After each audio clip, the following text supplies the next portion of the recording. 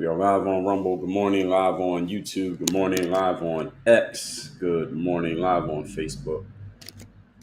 LinkedIn is active. We are live on Instagram and we are live on TikTok.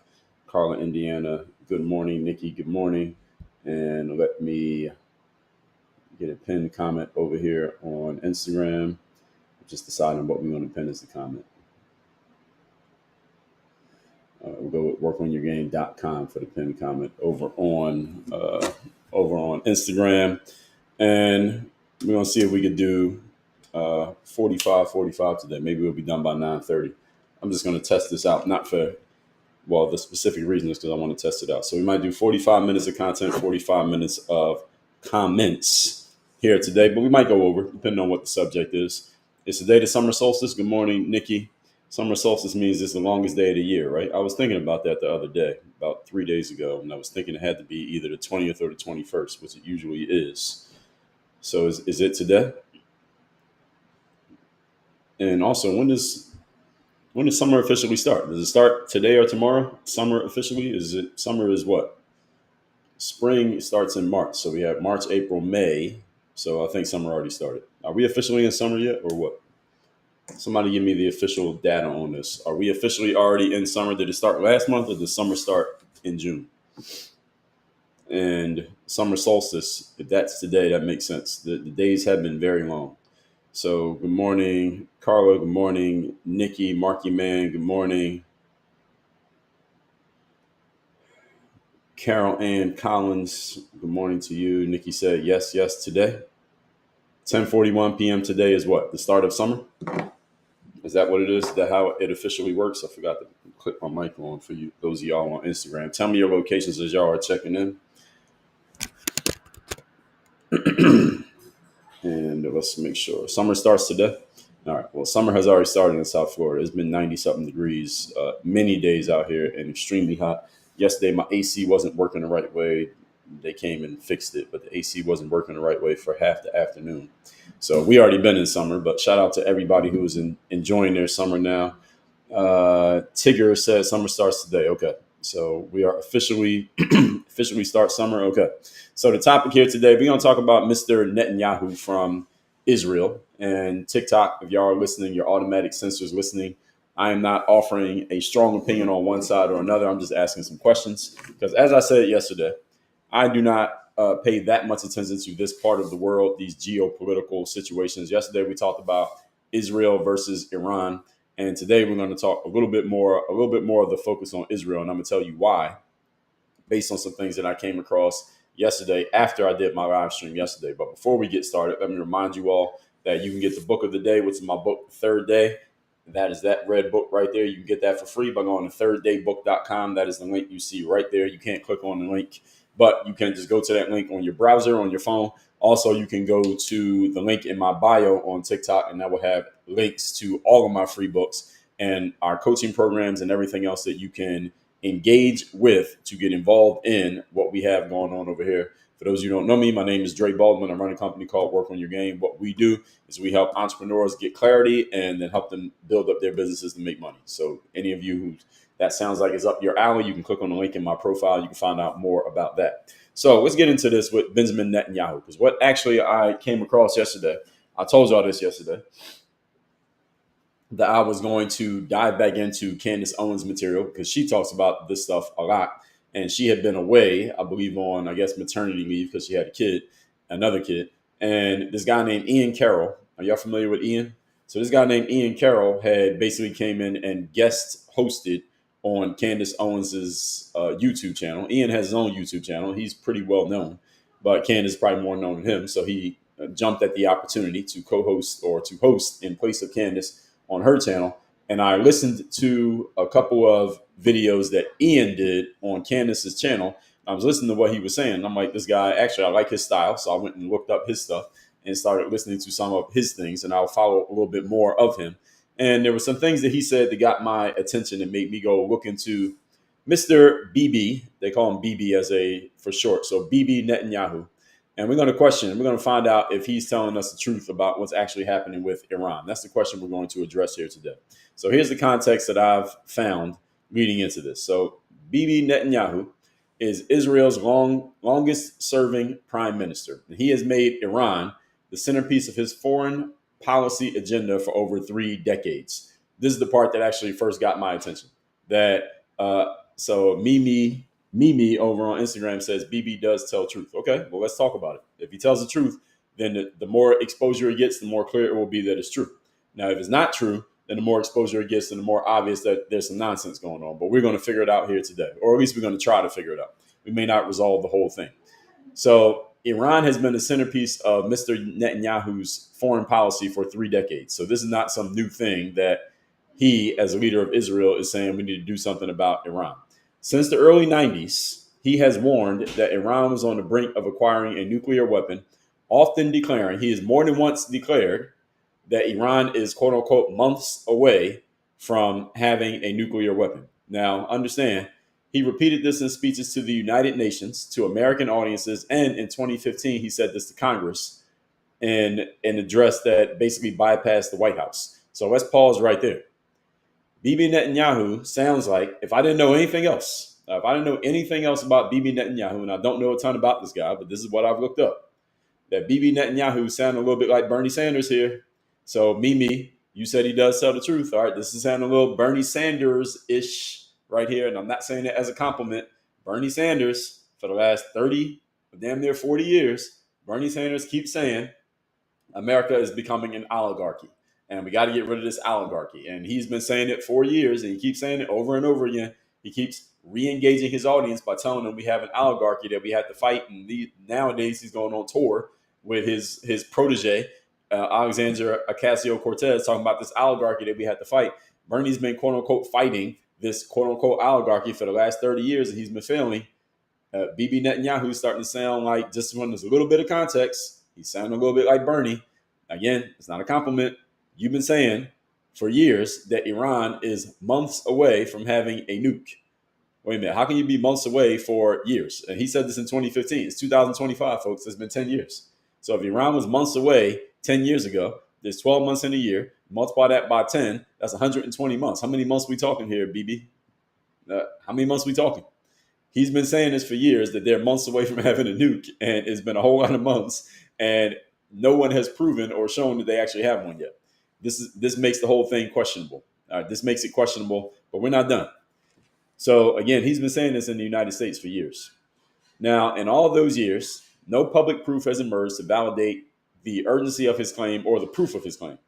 Critics argue that this whole claim that Iran has this thing is less of a looming reality and more of a political tool that Mr. Netanyahu has used to consolidate domestic power. In other words, get everybody excited about this over here while I grab power over here. Control the regional narrative, because over there, these countries are right next to each other. So it's a lot different than the situation in the United States, where we have, of course, Canada to the north, we have Mexico to the south, but pretty solid relationships with them. And then we have these two big oceans to our east and to our west, or to our left and to our right.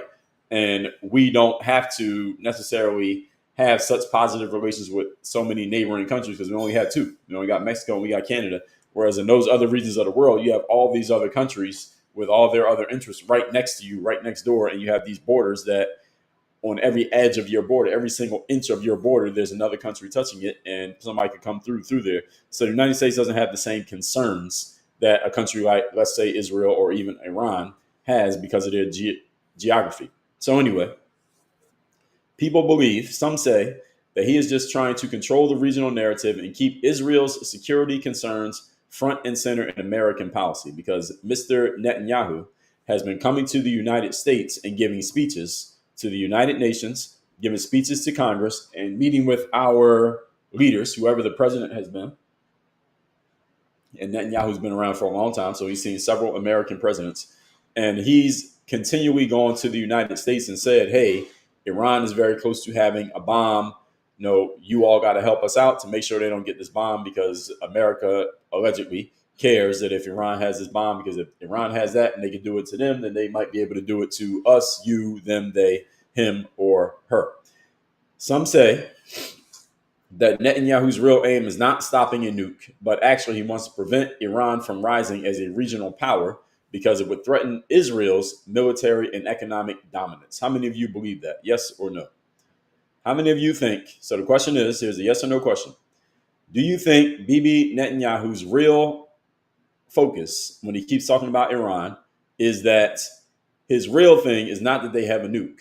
That's just the good reason. That sounds good, but it's not the real situation. The real thing is he just doesn't want Iran to become as powerful as Israel. So he's trying to make sure that he gets help from the United States to hold Iran back in some way by attacking them or doing something else so that Israel can stay in power and he can stay in power himself.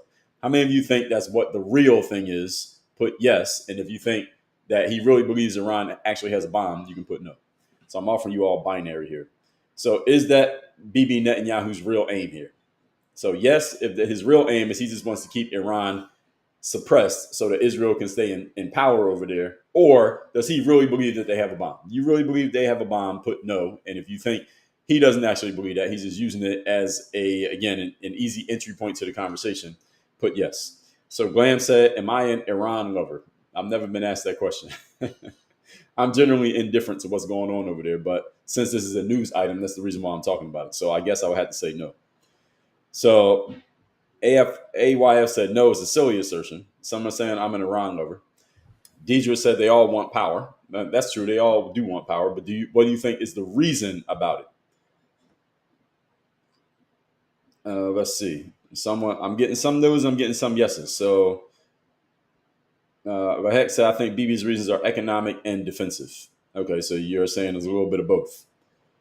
And some saying he just wants to stay in power. I'm getting a bunch of no's too. Glam said Trump wants WW3. We'll see. Cosmically says yes, but it's complicated. Well, we haven't even gotten into it yet. All right, I'm just giving you the context. We haven't gotten to the points yet. So some are saying that he's really just trying to keep Israel on top. Now, many also point to his need for political distraction, which is the question that I just asked. That he's using the threat of Iran to deflect from this is what some say, his corruption trials and his internal unrest that's happening within Israel itself. So his lobbying has influenced successive U.S. administrations. He's been around. He's seen several U.S. presidents. So he's been lobbying for a while. By the way, I forgot to mention, let's get the likes up on TikTok. Let's get up to 10,000 likes. We're at 6.5K right now. Let's get up to 10,000 likes on TikTok. All you got to do to like the live is just tap the screen. Of those of you who are watching, you just tap the screen with your finger. You know how to tap on things. Tap the screen. Let's get up to 10,000 likes while I'm talking here. Before I get into the points, I need to get 10,000 likes. So his lobbying has influenced successive U.S. administrations, and his long game, again, this according to what some say, it appears to be working, that his long game is actually working, that he wants the United States to be closer and closer to having a conflict with Iran, a direct conflict, and this posture benefits Bibi Netanyahu's goals, whether or not Iran actually builds a bomb or not, because he is just, so basically what they're saying here, we're at 7.8 likes. We need 10,000 likes over on TikTok. We need 10,000 likes TikTok. Don't make me pull out the Kevin Samuels. I don't want to go Kevin Samuels on y'all, but I will. I need 10,000 likes here for us to continue. So what some people are saying is that Bibi Netanyahu is basically using the United States as a cat's paw because the United States has a lot of power. And militaristically, we probably had the most power. Using the United States as a cat's paw to go beat up on Iran because maybe he doesn't believe Israel can do it directly themselves, or maybe he thinks it might be too much of a fair fight. So how about we just get America? That overwhelmingly puts the favor in our advantage, our meaning Israel and us together, to beat up on Iran. And the more Iran is subdued, then that will keep him and in turn Israel more in power. So some are saying that's his real aim, whereas what he has been saying for the last 25, 30 years is that Iran is about to have a bomb, and that's the reason why we need to go after them, not because of any other reason, but because they are about to have a bomb and they're months away. The problem with that argument, that second argument, is that he's been saying Iran is months away from having a bomb for several years now, according to what I found out. So that's the part that makes this tricky.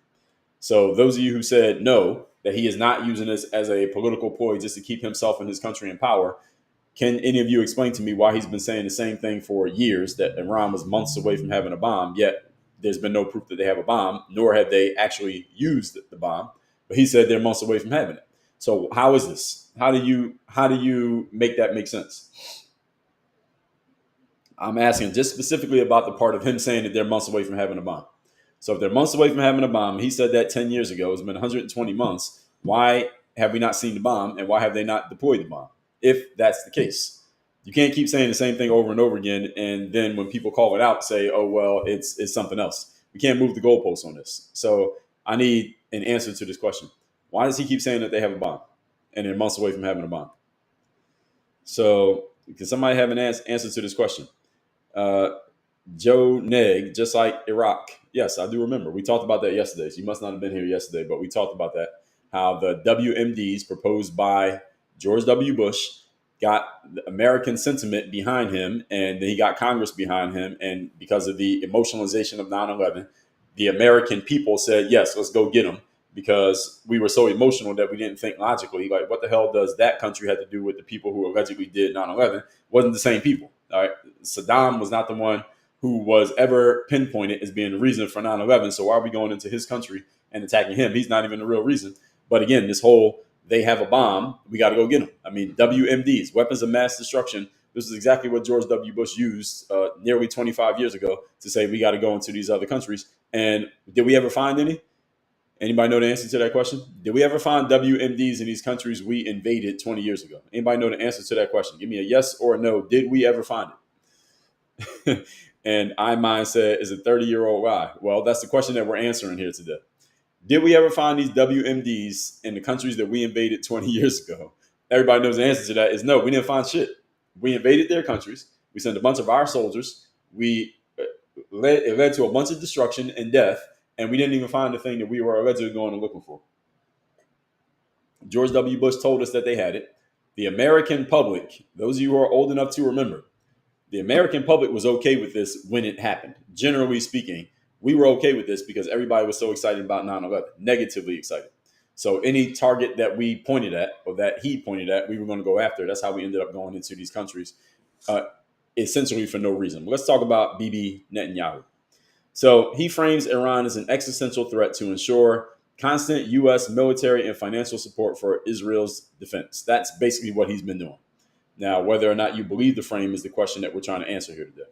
But his critics say this guy has recycled the same warning since the 1990s. Again, he's sounding like Bernie Sanders, Bibi Netanyahu, or Netanyahu defenders who are in my comments right now. This guy sounding like Bernie Sanders. We need to get to 20,000 likes, please, on TikTok. 20,000 likes. Now, some of you might like Bernie Sanders, but in this context, I'm not giving Bernie a compliment. I will compliment him in saying that he's done a good job of keeping up this concept of we got to fight the oligarchy, and he's kept people excited for 30 years. That is an accomplishment, to have the same message for 30 years and keep people engaged on the same message. That's hard to do. Most people can't do that. So I will give Bernie that compliment, but at the same time, I will criticize him by saying he's been saying the same shit for 30 years and has not succeeded in fighting this oligarchy. It's only gotten worse as long as he's been fighting it. So maybe Bernie fighting the oligarchy is the exact reason why the oligarchy keeps growing. Just in theory. I'm just putting it out there. Y'all let me know. Bibi Netanyahu, again, he's been saying this since the 1990s with no evidence. And it seems that as long as he keeps pointing to Iran as a permanent threat, rather than having some genuine information about this, then he can keep a certain section of the population excited about it, therefore engage with him, therefore they will support him and his country and whatever he wants to do. And when I say the population, what I'm talking about is the United States of America. Because the United States of America has been supporting Israel for a very long time financially, supporting them militaristically for a very long time. And Bibi Netanyahu, it appears, as long as he keeps up this jig about, hey, this is the real reason why you need to support us, and people believe it and people keep buying into it, then it works. And I understand why. Well, I don't know why it would work in the 90s. I wouldn't be able to explain that context as well. But I understand why it's worked for the last 20 plus years, because Americans bought into it. So why wouldn't they buy into it? We bought into it when it came to 9/11. So why wouldn't we buy into it when it comes to him saying that, hey, this country might do it? And Iran ain't far from Iraq. I mean, ain't that the place where we went into years ago? So I understand the connection. This could be looked at, depending on the way you want to look at it, as a smart chess move by Bibi Netanyahu. A very long chess move, but a smart chess move. Because he's got America supporting him based on this claim. And it seems like, generally speaking, America agrees with it. Now, what's happening is the tide is starting to turn. We talked about this yesterday. So when you get an Ian Carroll, you get a Candace Owens, and you get several other people who are now coming out and openly saying, hey, something ain't looking right here. Something's not smelling right here. That we are being roped into other people's conflicts that isn't even a real conflict. See, that's the issue. It's not even that we're being roped into other people's conflicts. Is we've been jumping in. America's been jumping into other people's shit and other people's businesses for 40 years. I mean, even longer than that. We've been doing this for a long time. But if we get roped into a conflict and it turns out that we are getting into a conflict based on something that's not even true, that's an even worse issue. That's what the criticism of Israel and America supporting Israel has become over the last several months, dating back to October 7th. October 7th, I was asking this yesterday. I got to make sure I got the date. It was 23, right? October 7th, was it 23 or 22? It was 23. So October 7th, 2023, we know that there was an attack that happened in Israel on Israeli people. And there was there's basically been two arguments about this. And I guess now that I know how I can safely talk about this, I'll probably do a lot of talking about it because people have been asking me and I haven't talked about it because I was wary of speaking on these countries on TikTok. But now that I think I've figured it out, if we get through the whole live today without me getting kicked off or banned or restricted, then coming soon will be a live where I talk about the Palestine-Israel thing. But now I think I got the hang of it. But let me not speak too soon. So those of you who are watching me right now on TikTok, if this live kicks off or stops unexpectedly, that means I said the wrong thing and TikTok kicked me off. Just jump over to my YouTube channel or my Instagram, and I will still be going. Tezra Bryan, I see you over there on YouTube. I'll get to the comments in a moment. So I said all that to say October 7th was 2023, right? All right. So October 7th was 2023. And when that attack situation happened, there became two lines of reasoning. One on one side, one on the other side. One on one side was, well, that's terrible what those people, Hamas, did to these people in Israel, these citizens. So this is the one line of reasoning. Israel has a right to defend itself. Didn't a lot of people say that? Even when I looked at the high level understanding of what happened, again, I don't pay a ton of detailed attention to what happens in these places. But when I saw what happened, I said, okay, well, if you send your group and they do some bad things to my citizens, then of course we're going to strike back. That's what we're supposed to do. Everybody should hit back. So Israel started hitting back and people said they have a right to hit back. Okay, fair enough. But the other line of reasoning on the other side of that conversation was, okay, yes, you do have a right to hit back, but you can't just you're trying to wipe out our entire population and our entire existence. You're doing more than hitting back. Now you're going a little bit too far. That was the argument on the other side of the conversation. And this is what has led to those of you who are in the United States. If you've seen these people, you see this in college students, you see this at graduations, you see people protesting, and you see people on social media talking about this. Like, yes, you have a right to defend yourself. That doesn't mean you can just go wipe out an entire population in the process of defending yourself. Now you're going too far. And that's been the pushback against Israel. And what some are saying, according to the context that I found, is that Bibi Netanyahu, who is in charge in Israel, that he is using this sideshow, so to speak, of Iran to distract people from the real problem that Israel has, is that what they're doing to the people of Palestine. And now he doesn't want you to talk about that. So let's focus on this over here.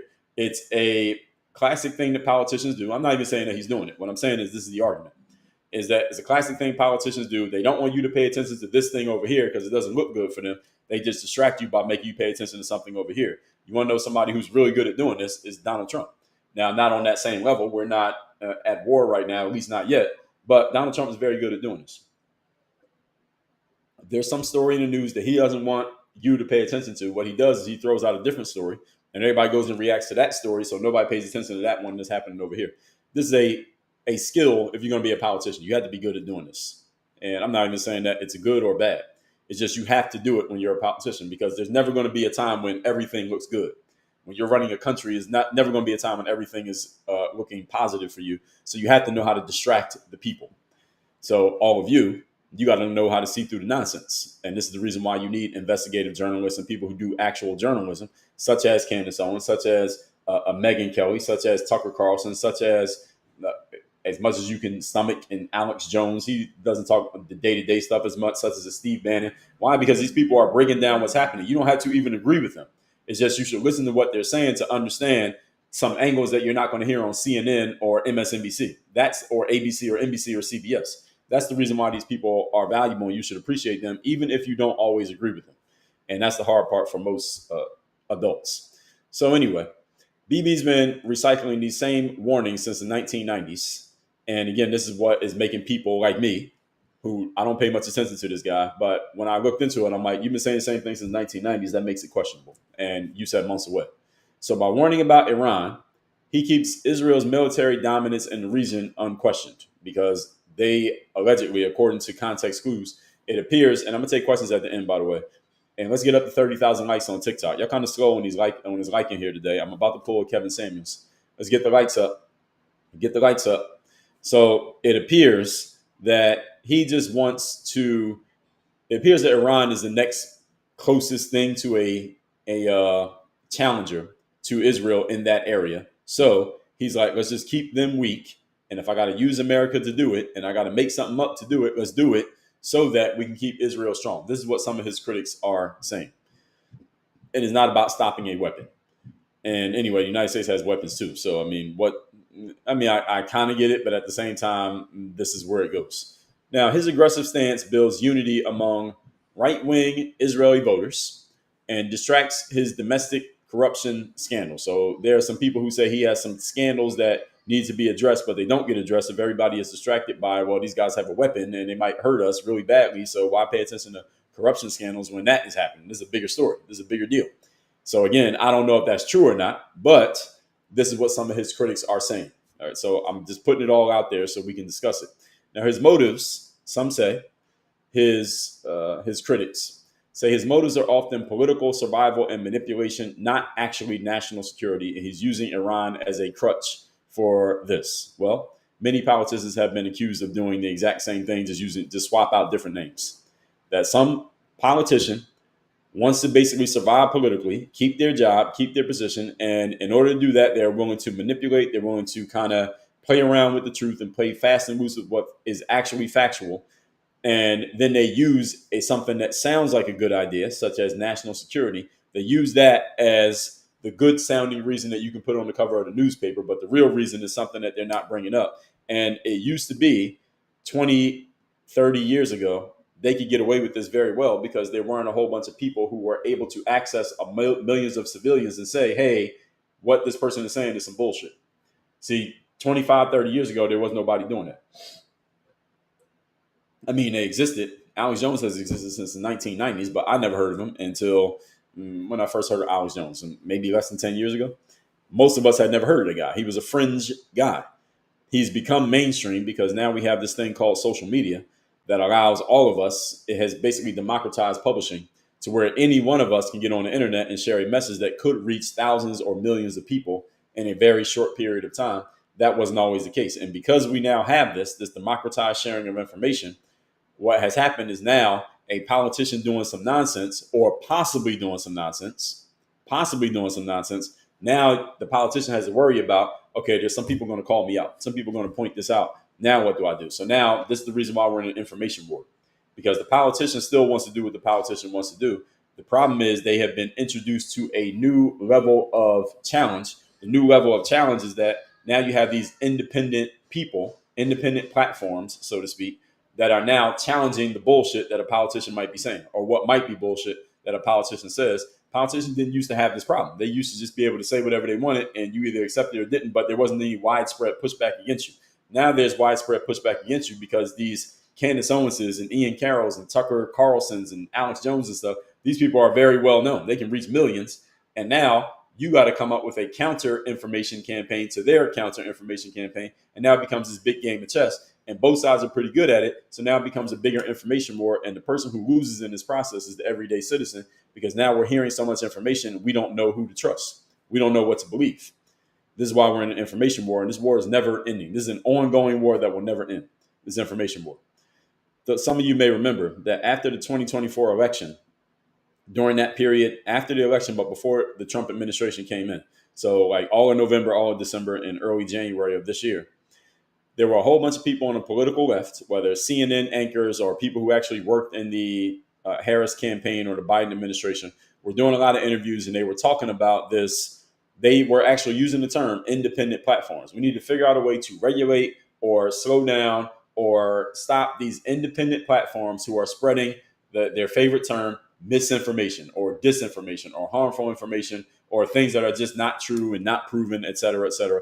Now, why did they get so excited about these independent platforms all of a sudden after Trump won the election? The reason they got so excited about them is because the independent platforms were able to take anything that Biden said or that Harris said or that the campaign said and say, that's some bullshit what they just said. Let me tell you what's actually true. And they can get that message out to 1 million people in one day. And because of that, the campaign realized, okay, we can't just say anything because they're going to check us on anything that we say. And if you happen to be saying a bunch of nonsense, then you know you can't get away with nonsense anymore. That's what's changed. And that's the reason that politics has become a different type of game. And is the reason why it's all an information battle. And all of you, again, if you don't know how to parse through this information to find out what's real and what's not, you're the one who actually gets screwed in the process because you have no idea who to trust, what to trust, or what to believe. And then we end up in this place where we're like, all right, well, who's actually telling us the truth? No, this person said this person said that. It's 10 other people over here saying 10 other different things. What do I do? So even though we have these devices that are called literally smartphones, people are actually dumber and dumber than they've ever been. Why? Because despite all this access to information, we have no idea which information is accurate and which information to trust. That's a problem. Does everybody understand this? This is where we're at right now. So BB has been playing a long game diplomatically. I think we can agree with that. Slowly shifting U.S. foreign policy towards a harder line on Iran. BB Netanyahu has been successful in doing this.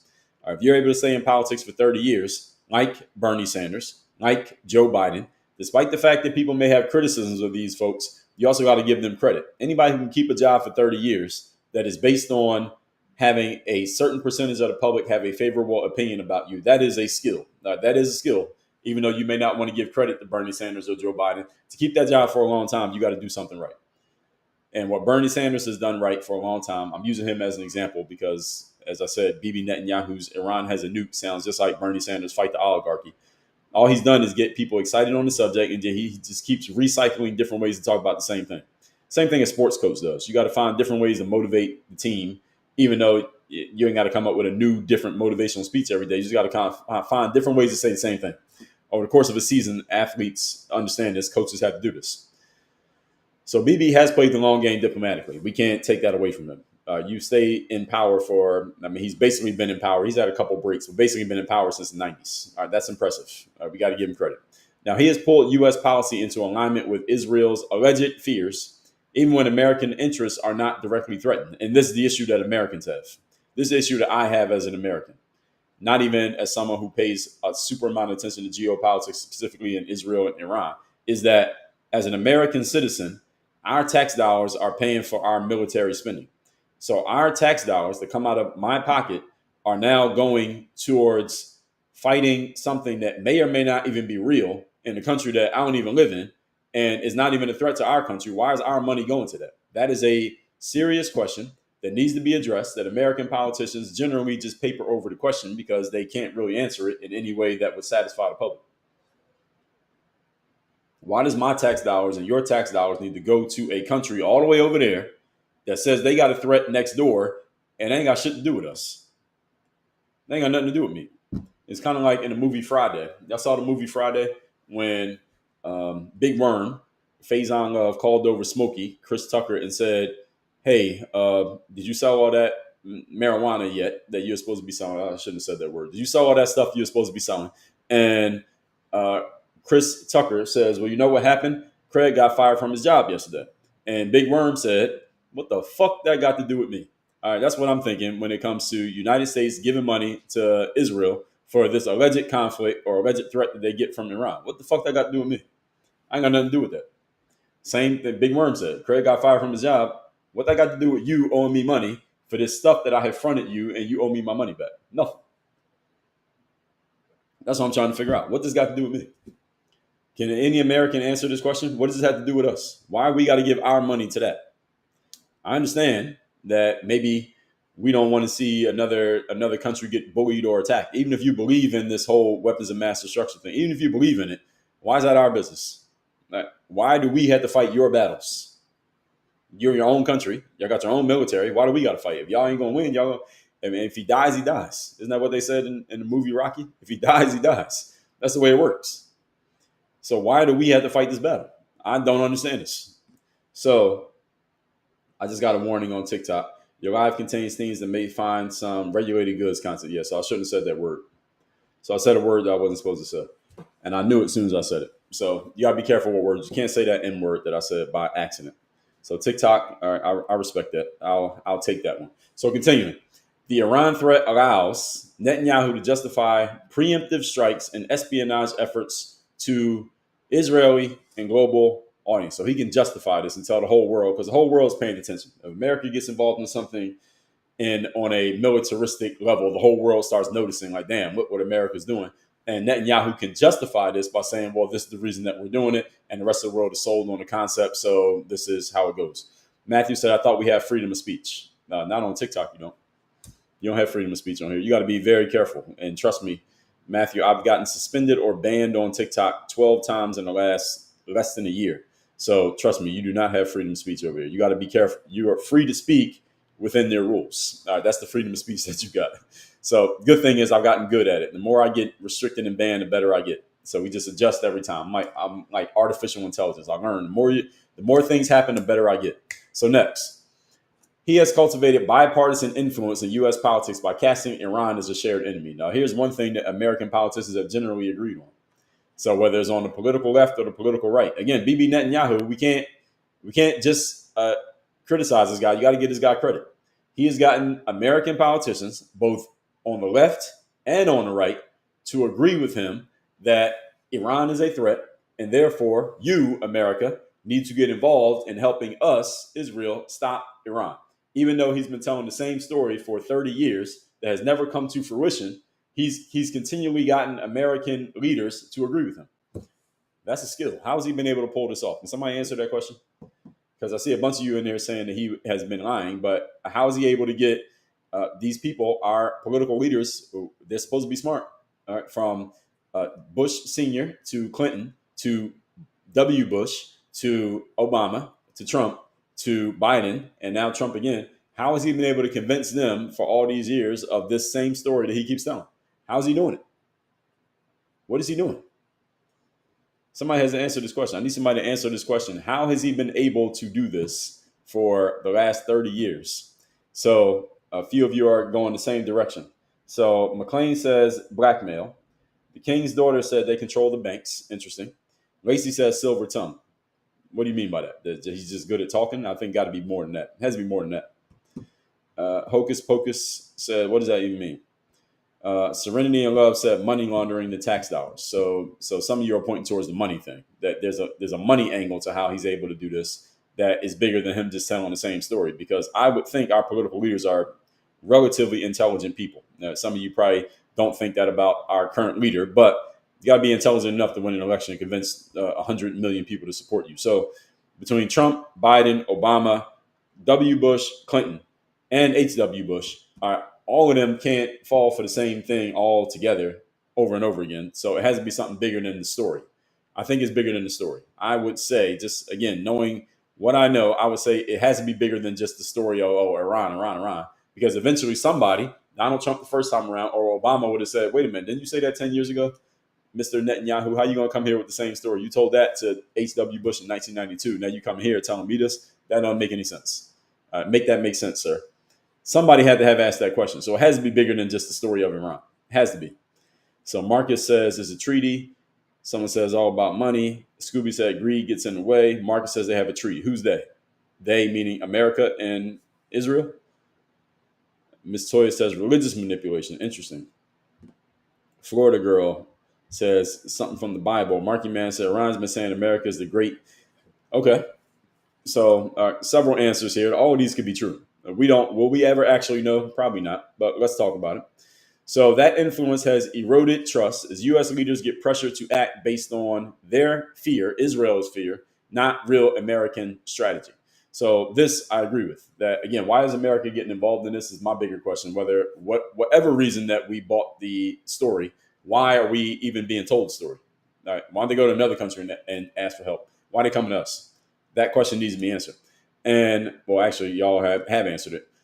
He insists, Bibi Netanyahu, he insists that Iran's leadership is irrational and can't be negotiated with. They only can be contained. So this is another layer that he adds onto the story, that he can't just go and negotiate with Iran. Because somebody in America, let's say Barack Obama, says to Netanyahu, okay, we understand you got a problem with Iran. How about you go have a meeting with them? Same way you're over here having a meeting with me. Why don't you go meet with them and talk to them and just relax things? How about you just go negotiate, Mr. Leader? You're a leader of a country. Go negotiate the same way that I go and negotiate.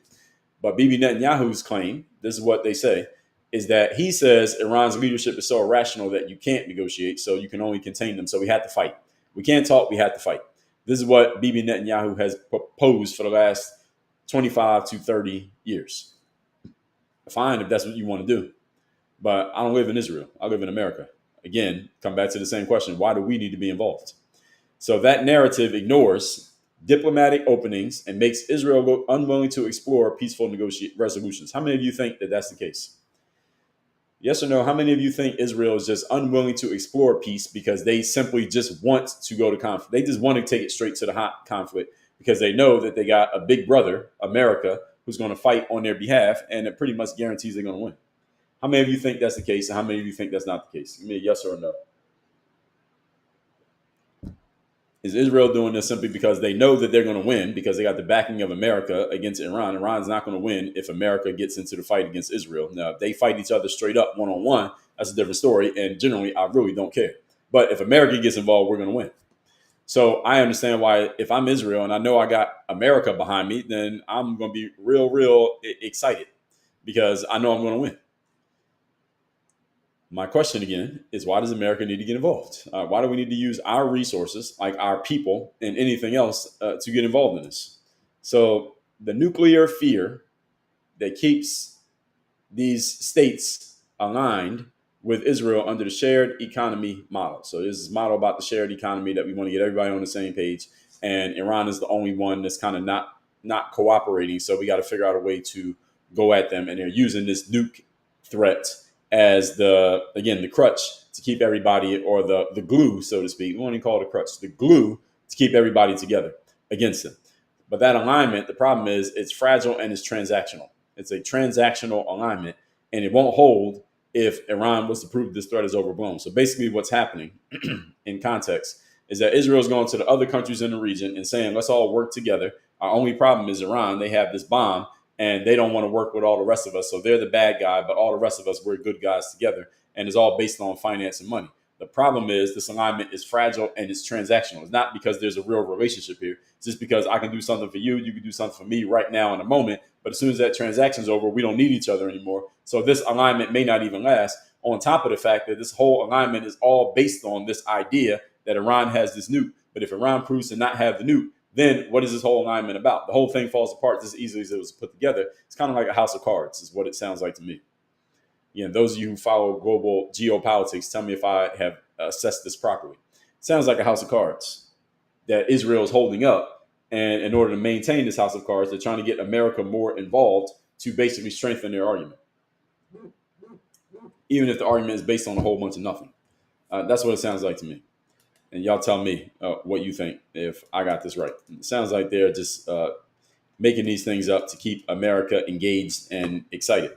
And he is succeeding in moving the Overton window. Now the U.S. confrontation with Iran feels normalized. So the Overton window, for those of you who don't know what that means, is basically the window of things that are acceptable. It's generally acceptable that these things right here, and when you shift the Overton window, then the things that are acceptable, they shift a little bit too.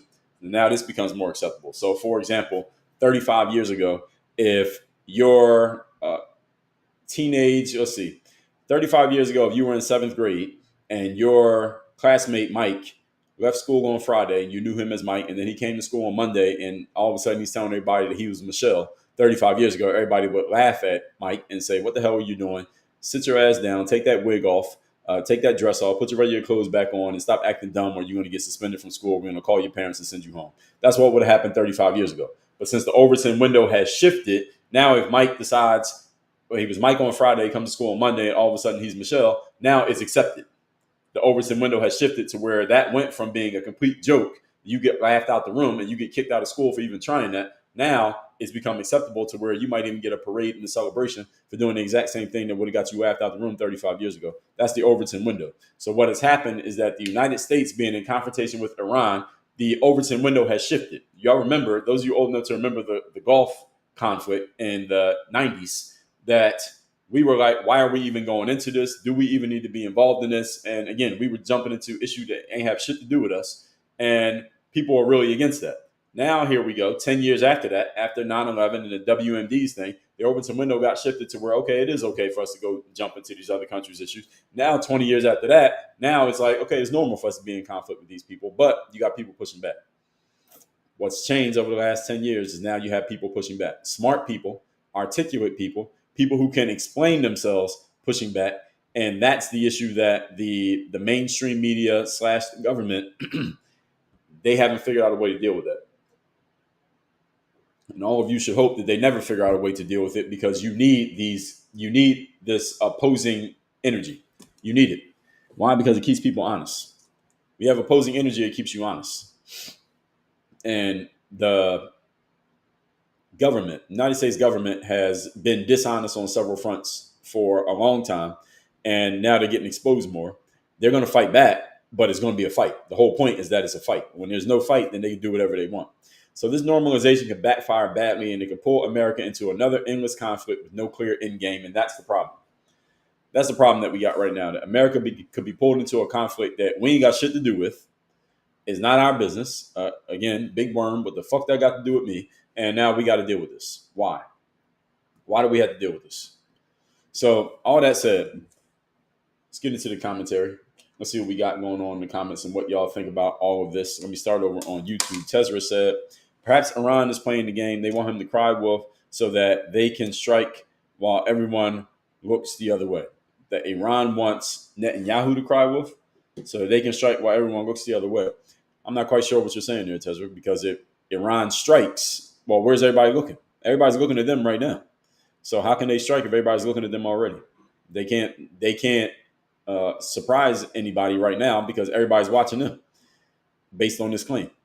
Hertz Donut said, political donations and false intelligence, if you push against it, they fund your opponent in the next election. Fair enough. That's a good argument. And that probably explains what when Mr. TATE, whose name I can't say on TikTok, I know I can't say his name, when he and his brother came to Florida, Ron DeSantis was talking about they're going to launch an investigation. How can you launch an investigation on somebody just because they came to your state? That makes no sense. There's no legal precedent for that. It might have been illegal, even what he was doing. And it didn't make any sense for him to have said that. And what a lot of people say, if y'all remember, y'all know who I'm talking about, right? When Ron DeSantis made this whole thing is that we're going to do an investigation on these two brothers that just showed up in our state.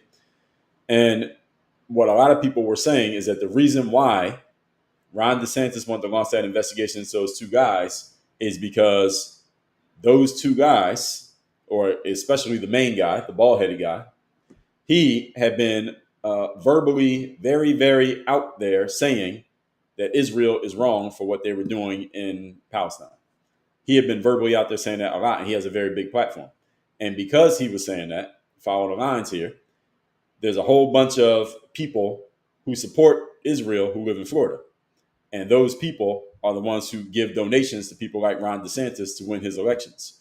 So they said, we don't like this guy with this big platform, this bald-headed guy who used to be a kickboxer, saying these things about our country. So he's here in Florida. Ron, go get him. And that's why Ron said we're going to open an investigation. Now, maybe Ron DeSantis was really just saying that to appease that audience. I don't think they were going to find anything. They didn't find anything. But the fact that they even did it in the first place, I didn't understand it. When I saw Ron DeSantis saying that, I'm like, what the hell is he doing? I generally like Ron DeSantis. I didn't like that he did that. And it doesn't matter who he did it against. You can't just say as a governor, we're going to investigate this person because we don't like them. Like, what? What are you talking about? You can't do that. You can't just announce that as a governor. And a lot of people said the real reason he did it is because of who his donors are. A lot of them supporters of Israel, maybe even from there some way, their lineage. And they didn't like the fact that that guy was pushing back against their country. So Hertz Donut, what you said makes sense. O-Dog said that the problem is Christian belief in what they call, a lot of people have thrown out this word Zionism. Without it, people can see clearly where you stand. A lot of people have been throwing that term out. I might talk about that in another live in the future. So I talk about that in another live, everybody. Give me a yes or no if you want me to discuss what this term everybody's been throwing around, Zionism. I might. I got to be careful though. TikTok is kind of sensitive, so I got to be careful what I say and what I don't say on here, unfortunately. So let's see. Actually, let me see the answer to that question before I get into it. So I'm getting a few yeses on that. All right, I might do that. I will look into it. I might do it. I might not. So Iman said, "Is a 30-year-old lie months away?" Yes, that's what it looked like to me. Joan Egg said, "BlackRock. I wasn't here yesterday. It was Rumsfeld that got into Donald Rumsfeld that got into Bush's head." Okay, fair enough. A lot of people say it was based on money. I can't remember what it was that I was. It was like a little documentary. You know those documentaries they put on YouTube that was talking about the Bush administration. That a lot of it was based on money. They made it seem like it was based on WMDs. It was really based on money. Any of you watching those documentaries about the Bush administration, W. Bush, and what they did in the last months of his administration before they got out, before they were out, is a whole lot of money got made. Let's just put it that way. Y'all can look into that and find out for yourselves. So Dr. Black Sox says, no, it's based on fake intelligence. Yes, that's pretty much what it sounded like. It sounded like this guy has just been keeping up this story that sounds good to the general public, but the real thing that he's telling the politicians, or the real thing all the politicians know, American politicians know, is that we have ties to that country that cannot be broken so easily. So we got to come up with a story that sounds good enough to pass it off on the public. And the story that sounds good enough to pass it off on the public is that this other country, Iran, has a weapon, or they're about to have a weapon, so we got to go get them. And people are starting to see through the nonsense, but it's still a good enough story that they can keep doing what they're doing, which is not based on that weapon. It's based on something else. And a lot of you are throwing out ideas as what that something else may be. I believe it is something else. Now, what exactly that something else is, it's probably more than one answer, but that's where we're at. Animal Man said, we have the receipts. Well, yeah, we do got receipts of him saying that they're months away from having a weapon. He's been saying that forever. Pablo said, right, left, and center, nobody wanted this. Yes, well, hopefully we don't end up in it. It seems like we're kind of in it. I hope we don't get in it. Nar Ooze said, we are not okay with it. We are screaming about the abuse of power and no one listened. Well, people are listening. A bunch of y'all are saying it. So clearly people are saying this. Y'all not the only ones. Can we get the likes up on TikTok, please? Can we get the 60,000 likes? John Wayne said, doesn't mean they didn't have it. They knew we were coming. They had plenty of time to hide them. Okay, John. Well, the issue is BB's been saying this for 30 years. So how long have they been hiding it? And where are they hiding it? 30 years. If they got it, then maybe we would know. Maybe they might actually use it. What they got it for if they ain't going to use it? And why are they building it? So that what you're saying is technically it can be true. But when we ask further questions to go deeper, then it doesn't quite make sense. And as well as BB said, they were months away from having one. So he didn't say they have one. He said they're about to have one. He said they're in the process of having one. He's kept saying they're in the process. He never said they actually finished. So that's another thing that has to be addressed. Joan Egg says Republicans were supportive of cleaning up the first one. Okay. Let's see. My head said Bernie is the oligarchy. Yeah, a bunch of people are starting to say that about Bernie. They're starting to say that. Official Kayana said they want to do a false flag. Well, they've been waving it. That's the whole thing. They've been waving it for a while. Naru says same message for 30 years. Neg for Bernie, but a long game for BB. Yeah, pretty much. Dr. Black Sox said, you people are not looking at the history of this. Well, when we look at the history of anything, it gets even more tangled, more complicated. That would require me doing like a 5-hour live stream, which is not going to happen today. Laura said, wow, I never thought of that. Makes sense. Good stuff. Public Servant says, Israel has been the agenda since the Industrial Revolution. It's all man-made conflicts. Well, I do agree it's man-made. That I will agree with. Ken the Man said the conflict began in 1947, not 2023. Yes, we know. We know the conflict is older than just what happened in 23. I brought up 23 for a specific reason, not to say that's when it started. We know that's not when it started.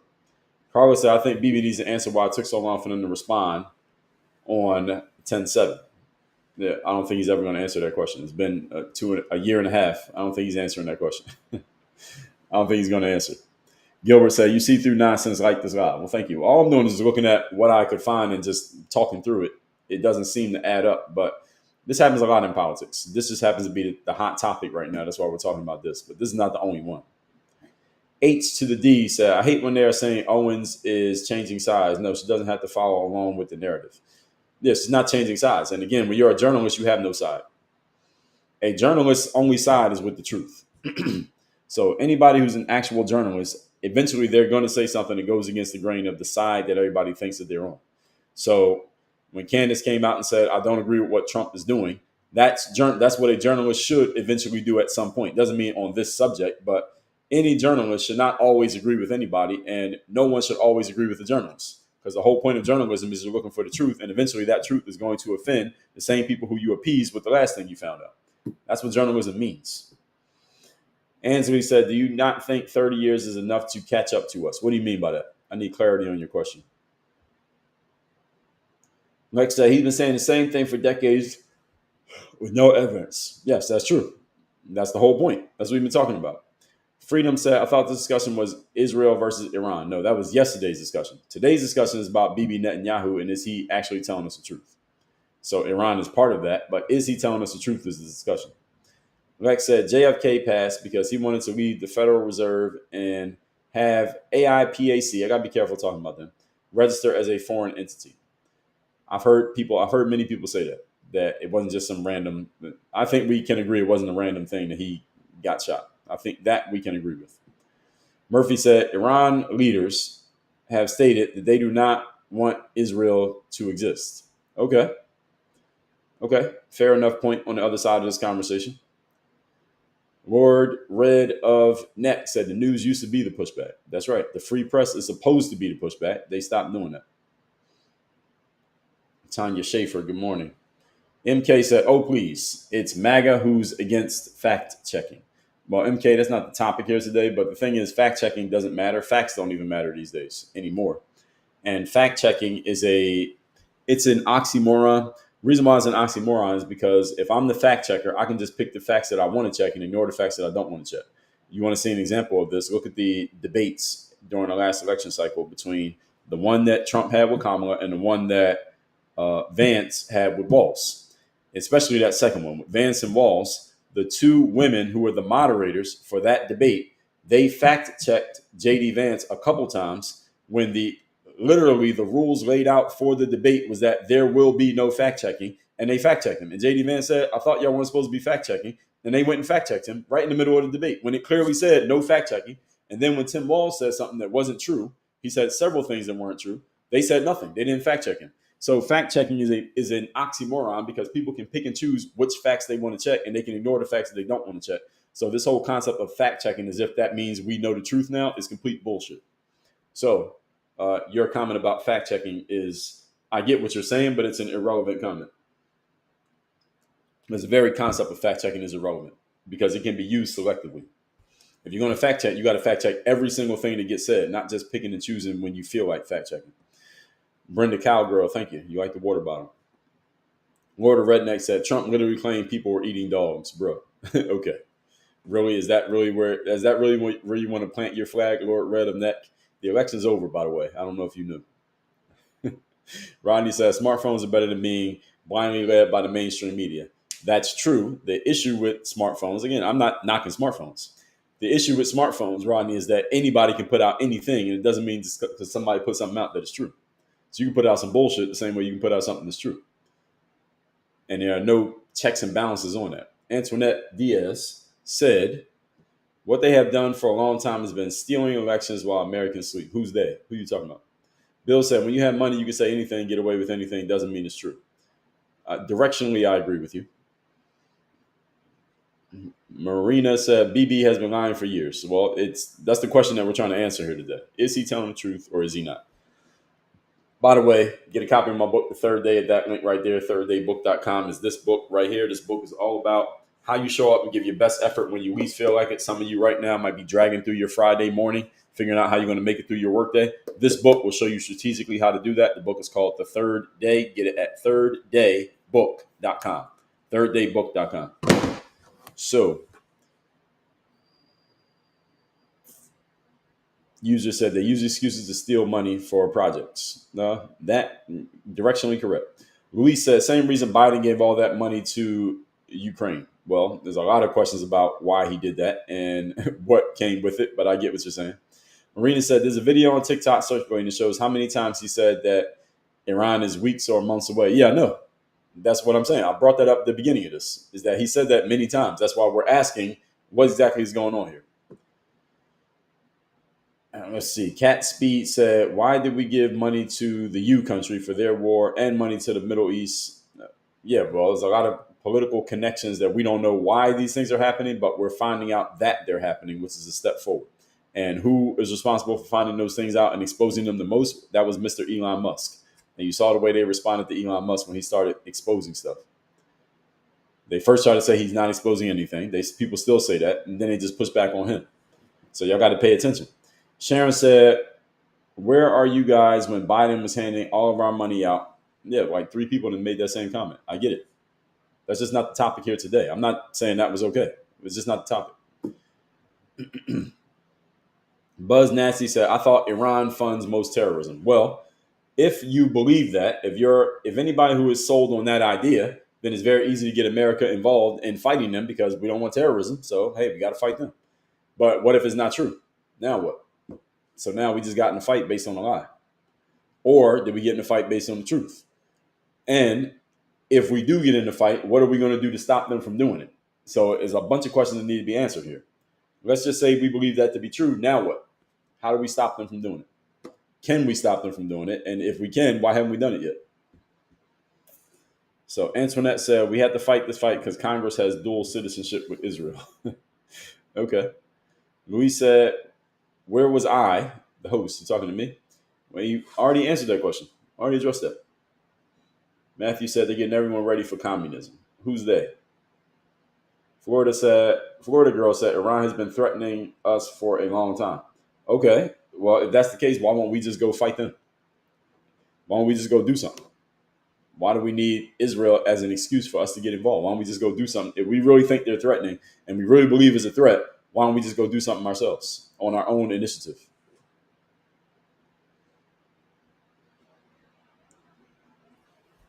Or sure. I read through some of these comments already when I asked in the live during my monologue. So many politicians are involved with children. What does that mean, Internet? You're going down a rabbit hole there. Florida girl, yes, I know. People have said that. People said that yesterday as well. Marky Man said Iran has been against America for years. Okay, fair enough. So Marcus said U.S. has a treaty with Israel to back them up. Okay, makes sense. And why do we have that treaty? Playtime said they know he's going to go to jail, so war keeps him out of jail. That's one of the arguments against him. Yes. Cargo said we don't know that America is going to get involved. Right. And that's what we talked about yesterday, that Trump is threatening that America might get involved, but Trump often plays these brinksmanship games by saying, like, America might do this, we might do that, and everybody gets all excited and everybody starts reacting to the things that Trump is saying. But if it actually happens, is a whole different story. Scooby said, look over there while we do this here. Yes, exactly. Every politician has to be good at that because eventually you're going to do something that you don't want everybody to notice. So you have to be good at that. Antoinette said it's all optics for Trump. Well, Trump is pretty good at playing the optics game. Darwin said controlling the Persian space, that means U.S. have an anchor between, okay, fair enough, the R country and the C country. I'm trying not to stretch my luck here with names that I said. Carlos said Trump has been pretty level-headed in this situation. Seems like it. Murphy said many high-ranking American leaders have dual citizenship with Israel. I don't know. Is that a rhetorical question or you have an answer? You tell me the answer to that question. Susie said Israel owns the United States. Okay. Some people do say that.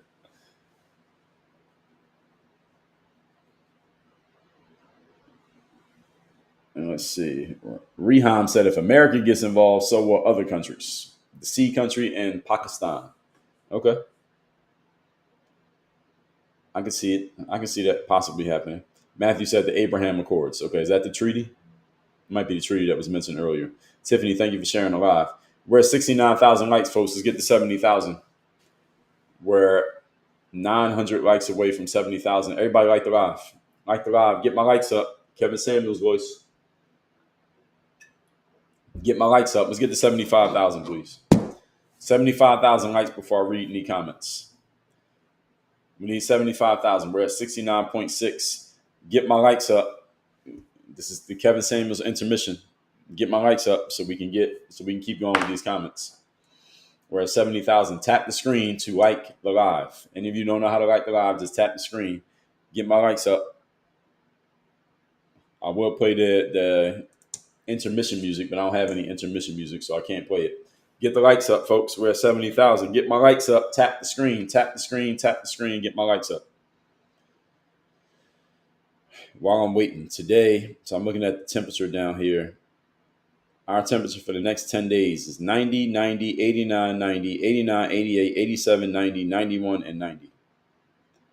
Possibility for rain on Sunday, Tuesday, Wednesday, Thursday, Friday, and then Sunday again. Good thing about rain down here is that when it rains, the rain lasts for like 3 minutes and it goes away. So we're at 72,000, folks. Maybe not 3 minutes, maybe 5 minutes. Then it goes away. We don't get whole days of rain in South Florida. Only time we get a whole day of rain is when there's a tropical storm. But anything other than that, the rain comes and it goes. So the grass can grow. It cools the air off a little bit, makes it a little bit clearer. Then you go right back outside. So if you ever go to the beach or something down here and it starts raining as soon as you pull up to the parking lot, just sit in the car for about 10 minutes. You'll be good. So at 73 and a half, can we get to 75, folks? We need 75,000 likes. Get my likes up. Kevin Samuels' voice. This is the Kevin Samuels intermission. Get my likes up. We're at 73,000. I got to come up with some intermission music to play while this is happening, but I'm not taking any more comments till I get to 75,000 likes. We're at 74. Tap the screen, everybody. Tap the screen. If you could tap the screen and leave a comment, you could tap the screen and like the live. We need 75,000 likes. We're in the Kevin Samuels intermission right now for those of you who have checked in the middle of this. And y'all know who Kevin Samuels is. He used to do this on his live streams. He said, get my likes up. And he would stop talking until the likes got up. All right. Thank you for getting the likes up, everybody. We hit 75. Let's keep going, though. Let's get to 80. So Kappa Dappa said it was Rumsfeld and Cheney. Yes, a bunch of people said that yesterday. So I understand you. I understand what you're saying. Kappa said they made money. Yes, they did. We know they made money on it. That I saw in some documentary I was watching. I can't remember what it was. Netanyahu wants to dominate the Middle East per his pact with the EU. Sounds like it. It looks like it. I get what you're saying. It looks like it. Scooby said, if we don't go gangbusters, we are in it in our homeland. What do you mean by that? Marcus said oil and land. Yeah, those are good reasons. Those are good motivating factors. I understand you. ET3 said the BB show all the way. Give it 2 weeks. What's going to happen in 2 weeks? ET, go on the record with your prediction. What are you saying is going to happen? Matthew said BB is convinced the moment Iran has a nuke, they will use it. Well, why is it taking them so long to make it? Because he said that, he said that many years ago. User said they moved them to the facility. They refused inspector access to. So are they finished making it? Do they have it? Or are they still trying to work on it? Because BB says they're about to have it. He didn't say they got it. He said they're about to. So do they have it or do they not? And how does he know? ET said, are you running for office somewhere? Hell no, I'm not running for office. I would never work in politics. Well, let me never say never, but I'm as close to never as you can get. Carla said, I'm with Trump. We need to be energy independent. So whatever the Mideast does doesn't affect us. Yes, we do need to be energy independent. And well, a lot of it comes from there. So now what? And Matthew said, Owens is our own person with her own opinions. Yes, she is. She's doing true journalism. Not because of this subject, but Candace Owens does true journalism. I've consumed enough of her stuff to see that. Marcus said the truth remains undefeated. It does. The problem is it's harder to find the truth. That's the problem, Marcus. The truth is undefeated, but it's harder to find it these days because you have more noise that you have to fight through. ET says the truth is a position now. What does that mean? Scooby said, if we get involved, it may come to Homeland. Yeah, we don't want that. And then people are going to say, why do we get involved? Kappa said the media is bought and sold in the United States. Very true. That I agree with. Courtney, good morning. ET said BB tells his truth. BS, it's about power equals money. Well, I don't believe in the truth being proprietary. So there's no such thing as his truth, her truth, my truth, your truth. There's no such thing. There's only one truth. The truth is not proprietary. Marcus said October 7th was the holiest day of the year. Everyone was on holiday and having fun. Yes. Rodney said, I would much rather do my own research on my smartphone than trust the mainstream media. Rodney, me too. The issue is, Rodney, most people are too lazy to do research and to find out what's real versus what's not. Most people just take the first thing they hear that sounds good and they go with it. Would you agree? The King's daughter said, thank you for your platform. You're welcome. I'm glad you have joined. Let's get the likes up, folks. We're at 82,000, please. Let's get 85. Kappa said you got to watch several sources and somewhere in the middle is the truth. Right. Now, how many people are going to take the time to do that? That's the issue. That's the issue. Most people won't take the time to do that. Kappa said he's led the U.S. into several wars to destabilize the Middle East. Yeah, that's what many people have said about Netanyahu. I get it. Carla said, drill, baby, drill, then live the Middle East to itself. So you mean drill in America, you're saying? Let's see. Okay, Kappa Dappa's giving some context here. Made the treaty in the 40s to give them land and right the wrongs of WW2. Eli said, like, I feel there's another story the public doesn't know. We might go into another appointment. Well, there are 1,000 stories the public doesn't know. So it's not one, there's a bunch of them. You're right about that. It's a whole bunch of stories the public doesn't know. And most people will not take the time to learn what those stories are. That's the issue. Murphy said, get some music for intermission. Yeah, I would. The thing is, Murphy, is that the intermission music, every time I try to play something here, even though I played a clip from my own damn podcast, I got a warning from TikTok that you're playing other people's content. So TikTok doesn't quite understand it.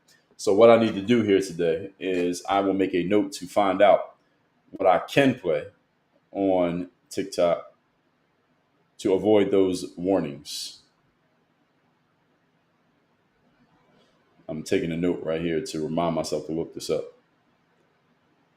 Good thing about looking things up, good thing about the internet is that if you look things up and you ask the right questions, you can find useful information. The problem is a lot of people don't know how to look up the right things, or they don't care. They're too lazy to look up the right things. So again, we got smartphones and people are stupid. So ET said no rain here. Are you in Florida? I'm in Florida. It's not raining right now. I was looking at the forecast. So like 5 of the next 10 days, they say possibilities for rain. But again, the good thing is it rains and then it stops. That's the good thing about Florida. Courtney said, I'm trying. Oh, well, appreciate it. Rod says sing. No, that's not going to happen. It's not an intermission if I'm singing. I mean, I'm still doing the work. I stopped talking so I can take a break.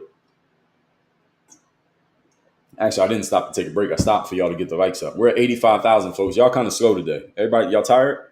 Can we get to 90,000 likes here? Can we get to 90K likes?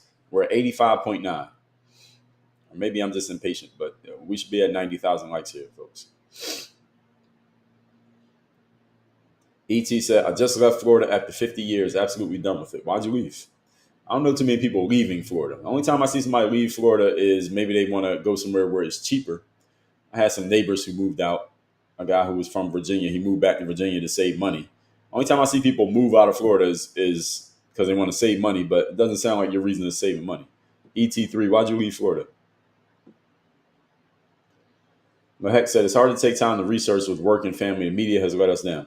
Well, Lahek, the thing is, research, it depends on what you mean by research. The thing is, there are people out there who are doing the research and they will tell you what the truth is. They are known as journalists. The problem is journalists used to be mainstream and there used to be thousands of them. The issue these days is that journalists are independent and there are much fewer of them. And the journalists who we have today, they are not owned, meaning they don't have a job working for a traditional company, which means they have the license to tell you the truth.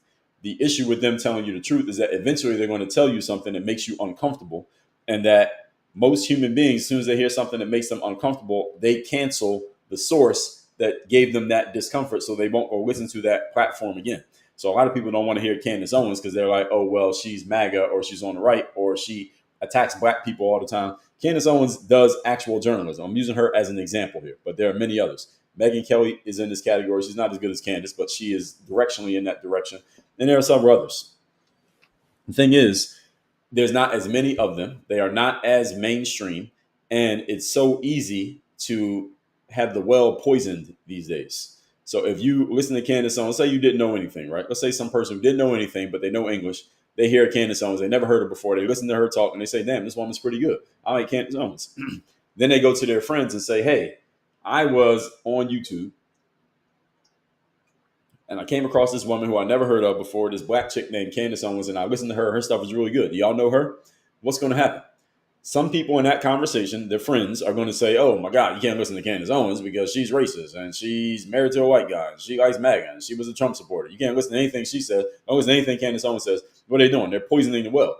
Notice they're not saying anything about her actual work. What they're saying is they're using pejoratives to make it seem like she's a bad source. So anything that comes from that source, you can't listen to. And a lot of human beings think this way. May not say it out loud, but a lot of people think this way.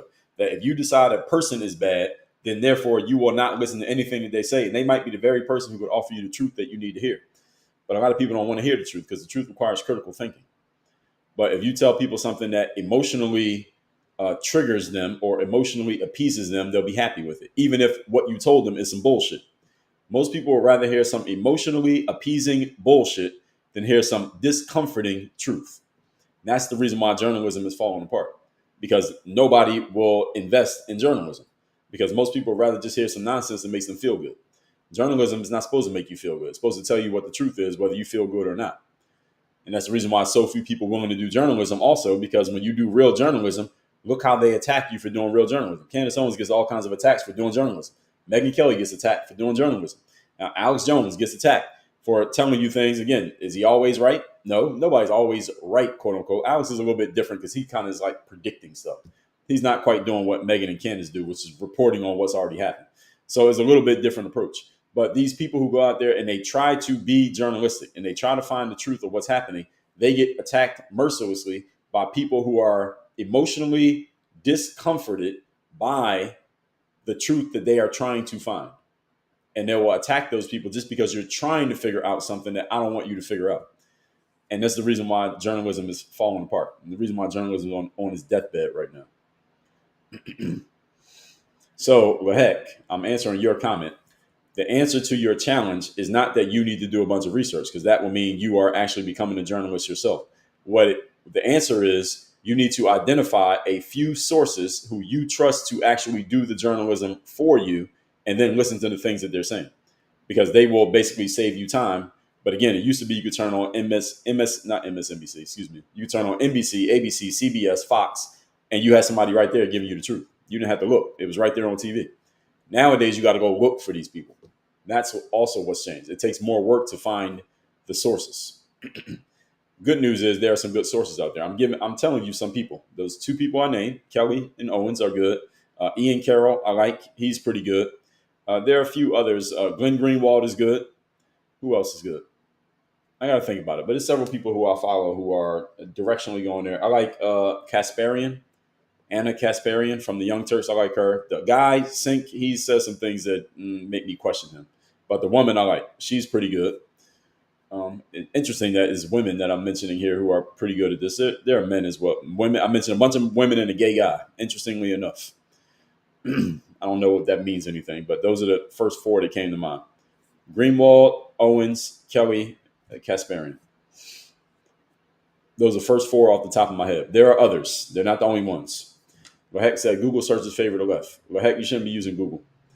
The browser I use is called DuckDuckGo. How many of you use DuckDuckGo browser? I don't use Google browser anymore. DuckDuckGo is the default browser on my phone, is the default browser on my computers. I do not mess with Google anymore. If you go online, any of you if you're known, go on Google and look and Google yourself, and then go on DuckDuckGo and Google yourself. You're going to get two completely different sets of answers. Let's see. Lacey said, let's look at the deportation. Is there more to that? Like looking for those sleeper cells. I don't know. Not the topic here today. That would take me on another direction. Scooby, I appreciate you. Murphy said, no straw man yet. Not quite. Someone asked a question that sounded like one, but I wasn't quite sure what they were asking, so I didn't give them the straw man. Carla said, my aunt and uncle left because hurricane destroyed their house. Took 2 years to fix and then got hit again. Damn. Okay, that I understand. The real obligation said, what is that called? Correct term. What are you talking about? What are you asking about? Kappa said, we're not allowed to think critically anymore. We're allowed, it's just not celebrated. That's it. But Heck says, you're one of my sources. Well, thank you. I'm glad to be. And I appreciate the responsibility. Kappa said, they removed the journalistic standards we used to have. That is very true. Courtney said, Tucker Carlson. Yes, he's one as well. Tucker is, he gives his opinions. He also asks a lot of questions. He's a reporter, journalist, interviewer. When I listen to Candace and Megyn Kelly, they're basically taking everything that they know happened and they're explaining it to you. Tucker does that, but he doesn't do that. He often will interview another person. So his a little bit different angle, but I like Tucker. But if I just want to know what happened yesterday and I want somebody to explain it and contextualize it, then that's usually Megyn Kelly. She's like day by day. And then Candace Owens does more like big picture stuff. So they're my two go-tos as of this recording. Kappa Dappa said, Roland Martin and Dr. Rashid are good. That has to be a joke. I think you're trolling me by saying that. Roland Martin? No. Dr. Rashid? I don't know who Dr. Rashid is. Actually, I thought you were saying somebody else. I don't know who Dr. Rashid is. So, Dr. Rashid, if you're listening to this, I'm not dissing you. I don't know who you are. Roland Martin does not qualify. No. Roland Martin is a race hustler. I'm not saying he's never been right about anything, but Roland Martin's a race hustler. And he's also paid by the Democratic Party. So that alone, the fact that he's paid by the Democratic Party, I can't trust his word. Doesn't mean you can't support the Democrats, but if you're paid by them, then I can't trust your word. And Roland's paid by Democrats. So the real obligation says Google Advanced Search. Well, now you're asking people to do stuff that goes out of their lane of knowledge. Murphy said, I do Duck. Yeah, I use DuckDuckGo. I don't use Google for anything. Not Google, like the Google.com. No. Courtney says I have before. Well, Heck said DuckDuckGo. Good to know. Yes, just put it on your phone. It's just a regular app. And then anytime you want to Google something, just go to that app. And then you can also make it the default browser. So if you happen to be on, let's say, you can just make it the default search browser. So even if you're on your web browser and you just type something in, it will search through DuckDuckGo's search platform rather than Google's search platforms. Google's search platform is heavily weighed towards what they want you to see, which is the exact opposite of what they're supposed to be doing. Lacey, no, it's all good, Lacey. I get what you're saying. You can still ask the question. I'll just tell you it's not the topic here today because it would take me down a rabbit hole. But the fact that you bring it up might get me to think about it and put it down for a possible future conversation. So it's good that you put it out. So the deportation thing, we have talked about that a lot, Lacey. I don't know if this is your first time here. We talked about it a lot. If it becomes a bigger story again, then I will talk about it again. Kappa said he is heavily left-leaning. I watch Al Jazeera for info on the other side of the story. All right, fair enough. Yeah, Roland Martin, the thing about Roland, again, I say he's a race hustler. I see some of the things that he says, and he's a person who's just going to go with support the black side in anything. And as soon as you start doing that and say, I'm going to go with this no matter what the situation, now you no longer have journalistic integrity. That's the problem I have with someone like him. It's the problem I have with anybody who works for a traditional media outlet is that they can't go against the grain of what their job tells them to do. So if you work at ESPN, you can't say something that ESPN doesn't want you to say. So therefore, I can't trust you to be a journalist because you don't have the license to do journalism because they won't let you say what you want to say. You work at MSNBC, you can't go and criticize the Democratic president and praise the Republican president. They won't let you. They won't let that come on TV.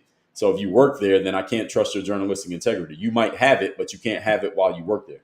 That's the issue. And again, that's the reason why the people who I'm naming are all independent. They're all independent because you can't work at a platform and say whatever you want to say. You can't tell the truth at a platform because they might not like that truth. So they're like, nope, you can't say that. Not on our network, you can't. So how can you tell the truth when you work at a traditional platform? You can't. And that's the issue. So I believe there are a lot of people with journalistic skill that are not independent because they don't have the business skill to run an independent platform. Megyn Kelly, Candace Owens, they have the business skill to where they can still do their thing without being connected to the machine. But that's a business skill. You got to know business to do that. You got to be an entrepreneur. If you're not an entrepreneur, but you're a really good journalist, so you got to take a job somewhere, now your journalistic skill takes a hit because you can't do true journalism working at MSNBC. You can't do it. You can't do true journalism working at Fox. You can't do it. So that's the problem. That's another problem that we have. Kappa, I appreciate that. Yeah, what you said was good. I appreciate what you offered here. We had 100K likes. Thank you, everybody. 100K today. So I do these live streams Monday through Friday, 8 a.m. Eastern. Sometimes we'll go to about 9:30. We're almost at 9:30. And the topic is to be determined. I don't always know what the topic's going to be. Over this weekend, something might happen and I'll make that the topic. So it's usually a current event. So it may be a political type of current event, like what we talked about here today. Sometimes it's not. It could be something that happened in sports. It could be, we got some crime things going on. So it's two pending issues that we know we're going to be talking about again. Sasha over on Instagram said Cheryl Atkinson. Cheryl Atkinson is a true journalist. I have not heard of her, so I got to look her up. Cheryl Atkinson. Let me look her up. Is she on X? That's where I would. That's usually where I look at people who I find. Cheryl Atkinson. Okay, so I just typed in her first name and I see her come up. Oh, she's pretty well known. She got 500,000 followers over here, so I guess I'm late to the party. I never heard of this woman. Cheryl Atkinson, nonpartisan investigative journalist, 5 Emmys. Moro. I don't know what that means. Retweets may be interesting, silly, wrong. I follow facts, not the crowd, or to follow the science today. So I guess she has a book called Follow the Science. Okay, I'll follow her. Cheryl Atkinson. All right, thank you over there, Sasha. I never heard her before, but I just added her to my people I follow on X. I follow a lot of journalists on X. So any of you want to see some journalists you can possibly pay attention to, I follow a bunch of, I'm following only 261 people on X, and a bunch of them are journalists who I just heard of and they sounded good. Now, to be clear, I also follow some nonsense. I follow some people who say some nonsense too. I follow some people on the left who I know say nonsense, but I follow them just so I can see what they're saying. So don't think that everybody I'm following is a journalist. That's absolutely not true.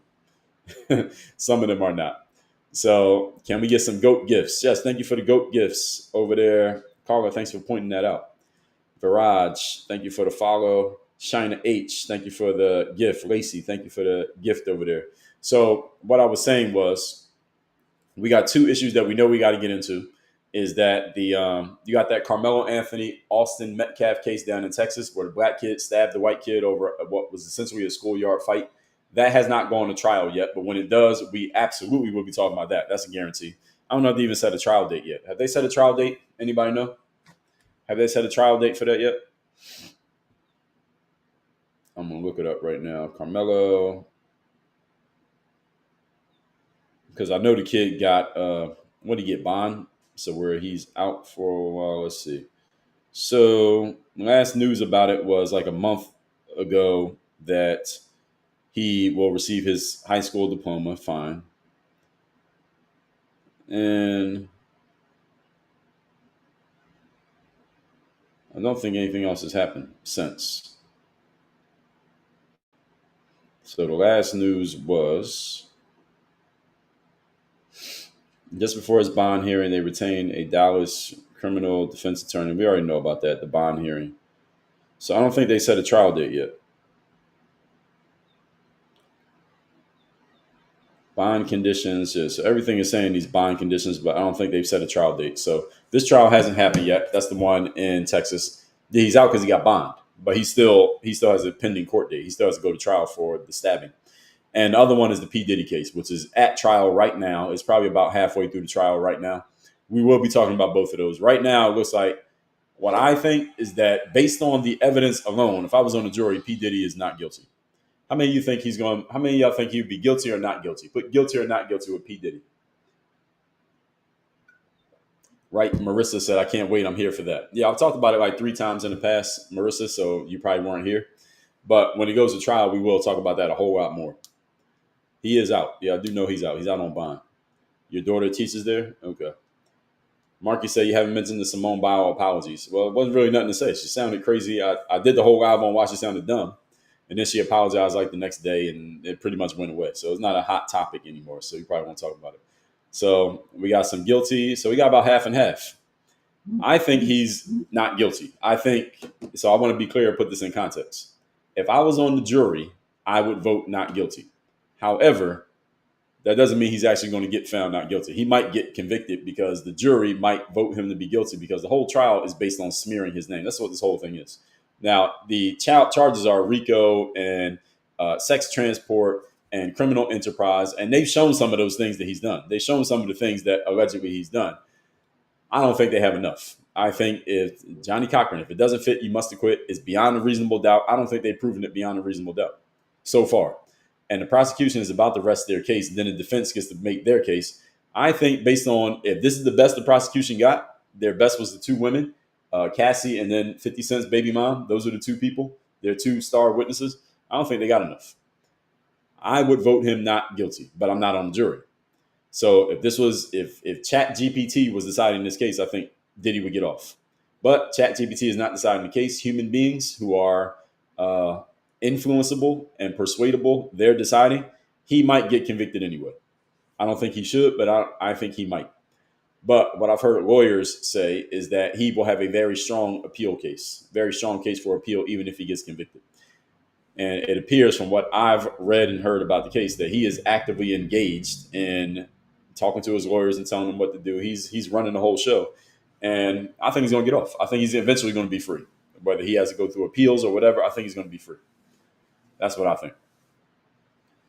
And Marissa says a smear. Well, it's definitely a smear. But he's done some things that he deserves to be smeared. So he did beat his girl's ass in front of the elevator. Everybody knows that because it's on video. So you can't say it didn't happen.